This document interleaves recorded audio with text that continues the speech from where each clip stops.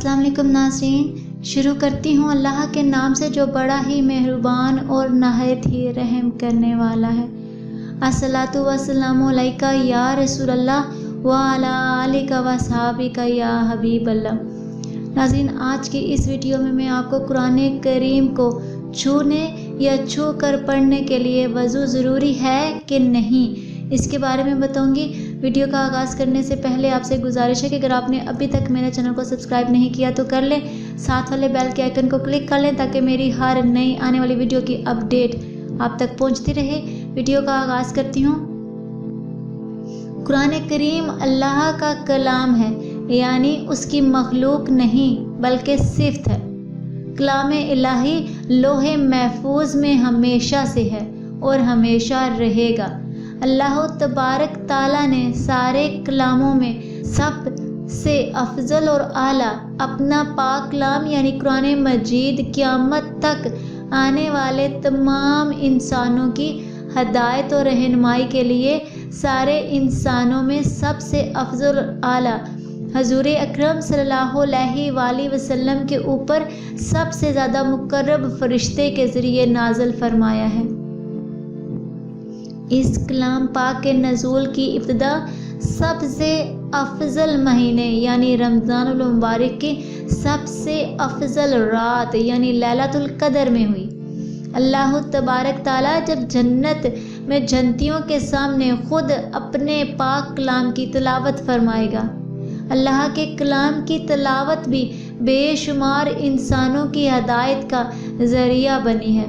अमीरुल मोमिनीन हज़रत उमर फ़ारूक रज़ी अल्लाह अन्हु के इस्लाम लाने का वाक़या तारीख़ की किताबों में कलमबंद है। कुरान और हदीस की रोशनी में उम्मत मुसलमा का इत्तफ़ाक़ है कि हम जब भी कुरान करीम की तिलावत करें या इसको छुएं तो कलाम इलाही की अज़मत का तकाज़ा है कि हम बावज़ू हों, यानी इसका ख़ास एहतमाम करना चाहिए कि तिलावत कुरान पाक के वक्त हम हर एक गंदगी से पाक साफ़ हों। अगर कोई शख्स कुरान करीम को छुए बगैर ज़बानी पढ़ना चाहता है तो हजूर अकरम सल्लल्लाहु अलैहि वसल्लम के अक़वाल व अफ़ाल की रोशनी में उलमाए उम्मत का इत्तफ़ाक़ है कि वज़ू ज़रूरी नहीं है। लेकिन अगर कोई शख्स कुरान करीम सिर्फ छूना चाहता है या छू कर पढ़ना चाहता है, जिस तरह हम अमूमन कुरान करीम की तिलावत करते हैं, तो कुरान और हदीस की रोशनी में जमहूरिया उलमा की राय है कि वज़ू का होना शर्त है, यानी हम बेवज़ू कुरान करीम को छू नहीं सकते हैं। मुतअद्दिद सहाबा इकराम ताबईन आज़म हत्ता के चारों आइमा यानी इमाम अबू हनीफ़ा, इमाम मालिक, इमाम शाफ़ी और इमाम अहमद बिन हम्बल ने भी कुरान हदीस की रोशनी में यही फरमाया है। उलमा हनाफ बरसगीर के उलमा इकराम और सऊदी अरब के मशाइख ने भी यही तहरीर फरमाया है कि बेवज़ू कुरान करीम छुआ नहीं जा सकता। जमहूर उलमा ने इसके लिए कुरान और हदीस के मुतअद्दिद दलाइल पेश फरमाए हैं। यहाँ इख्तिसार के साथ मद्देनज़र सिर्फ एक आयत और एक हदीस पर इक्तफ़ा किया जा रहा है। अल्लाह तबारक ताला अपने कलाम पाक में इरशाद फरमाता है, इसको यानी कुरान करीम को वही लोग छू सकते हैं जो पाक हों। नाज़रीन, ये सूरह वाक़िया की आयत नंबर 79 है। इस आयत से मुफस्सिरीन ने दो मफ़हूम मुराद लिए हैं। कुरान करीम को लोहे महफूज में पाक फरिश्तों के सिवा कोई और छू नहीं सकता है। जो कुरान करीम हजूर अकरम सल्लल्लाहु अलैहि वसल्लम पर नाज़िल हुआ है वो हमारे हाथों में है। इसको सिर्फ पाकी की हालत में ही छुआ जा सकता है। इस आयत की दूसरी तफसीर के मुताबिक बग़ैर तहारत के कुरान करीम को छूना या छू कर पढ़ना जायज़ नहीं है।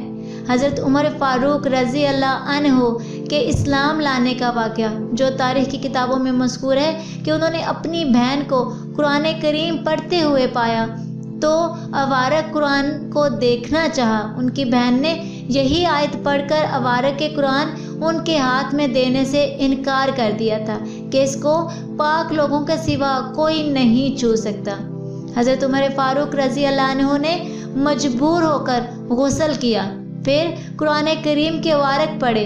اس واقعے سے بھی اسی دوسری تفسیر کی ترجیح ہوتی ہے، اور جن حدیث میں غیر طاہر کو قرآن کریم کے چھونے سے منع کیا گیا ہے، ان حدیث کو بھی علماء کرام نے اس دوسری تفسیر کی ترجیح کے لیے پیش فرمائی ہیں۔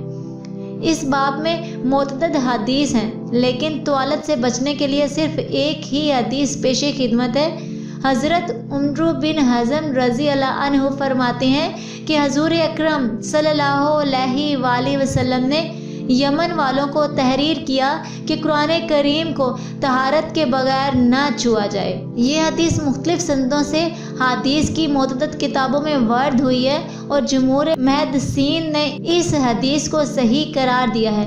کتب حدیث میں متعدد صحابہ کرام سے بھی یہی منقول ہے کہ قرآن کریم کو چھونے کے لیے وضو شرط ہے۔ حضرت سلیمان فارسی رضی اللہ عنہ وضو کے بغیر قرآن کریم پڑھنے میں مذائقہ نہیں سمجھتے تھے، مگر بے وضو قرآن کریم کو ہاتھ لگانے کو ناجائز سمجھتے تھے۔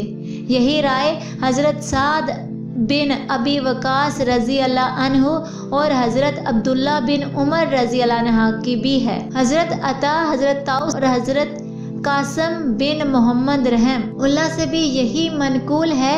البتہ قرآن کو ہاتھ لگائے بغیر یعنی یاد سے پڑھنا ان سب کے نزدیک بے وضو جائز تھا۔